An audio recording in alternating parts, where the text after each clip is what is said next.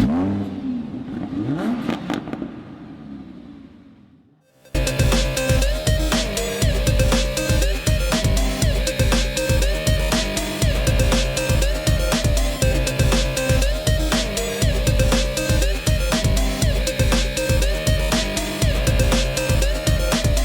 year in a three-way shootout, we declared that the Toyota Sienna was the best all-around minivan.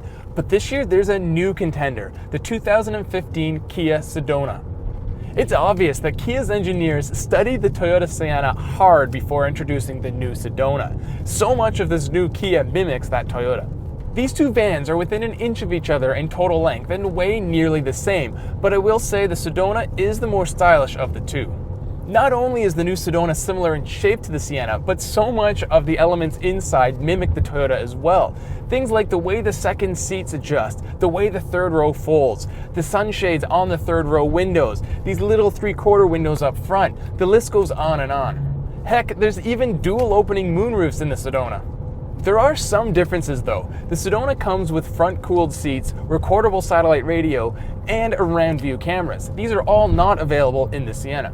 The Sienna counters with the Easy Speak system that allows the driver to speak to occupants in the back of the van through the car's speakers, as well as an actual integrated DVD system.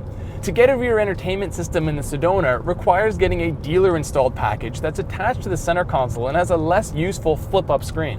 Overall, I prefer the interior design of the Sedona, but I find the Sienna is a little easier to use, partially because I can actually reach all the controls. Some of the Sedona's further away controls on the center dash are out of my reach, and I have pretty long arms.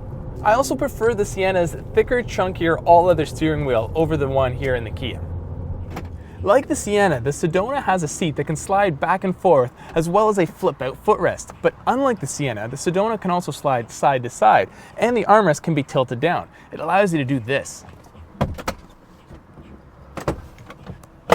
There's less legroom back here though than the Sienna, and headroom is a bit tight.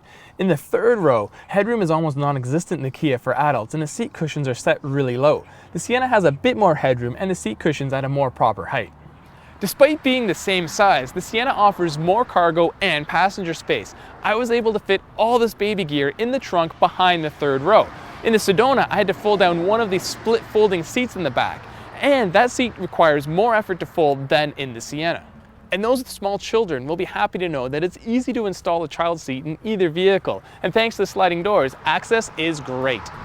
Both vans come with a V6 and a 6-speed automatic. The Sienna can be had with all-wheel drive, but not the one I'm currently in now. The Kia's engine is merely adequate in the Sedona, and the transmission is slow to react when I ask it to shift.